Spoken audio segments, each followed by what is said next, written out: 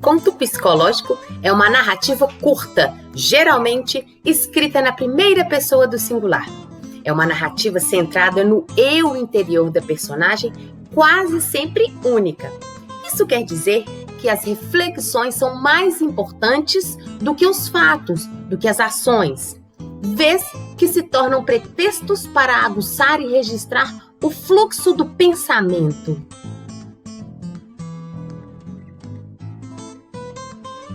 No conto psicológico, encontramos o fluxo de consciência, ou seja, o monólogo interior da personagem.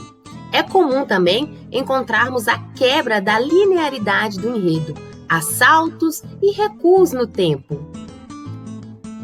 A personagem passa por situações inusitadas, incompreensíveis às demais pessoas, e o esforço do contista psicológico é materializar e registrar tais situações, de modo que o leitor possa conhecê-las, vivenciá-las intensamente. A análise profunda das personagens fica com as dúvidas e com os conflitos interiores em detrimento das ações exteriores.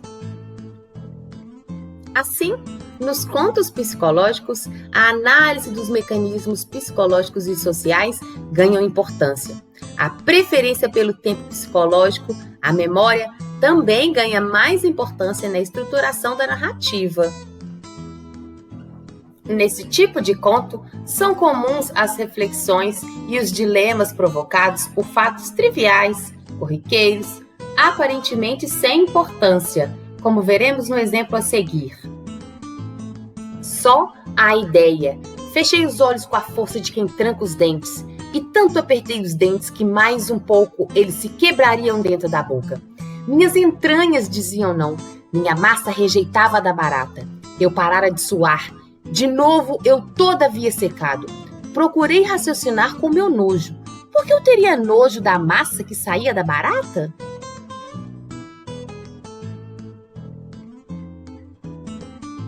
O fluxo de consciência quebra os limites espaço-temporais que tornam a obra verossímil.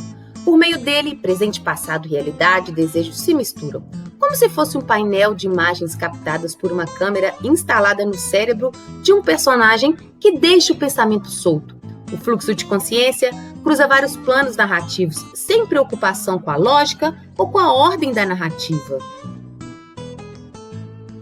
Assim, o fluxo de consciência recria o funcionamento da mente humana. Impressões como as visuais, auditivas, físicas e associativas ganham forma no texto.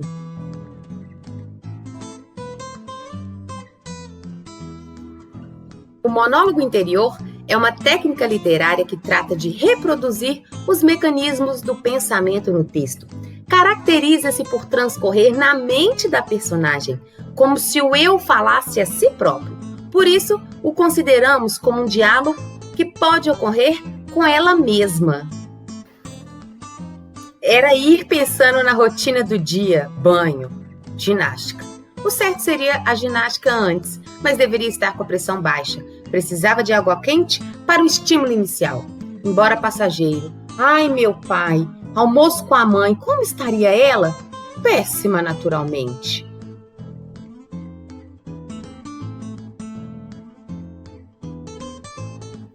O tempo cronológico é marcado pelo ritmo do relógio, pelo movimento do sol, a alternância do dia e da noite, pelo calendário, estações do ano e etc.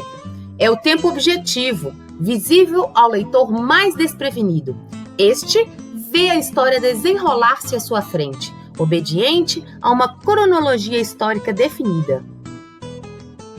Já o tempo psicológico não obedece à cronologia, não mantém nenhuma relação com o tempo propriamente dito.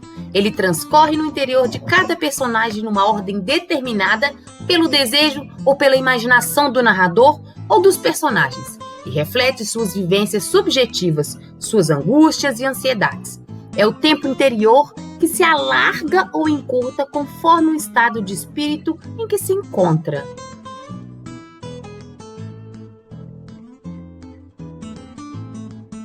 Assim como o tempo, as narrativas precisam ocorrer em um espaço, descrito explícita ou implicitamente, onde as personagens se situam. Novamente, por tratar-se de uma narrativa breve e curta, É mais comum que o conto ocorra em apenas um ou poucos espaços.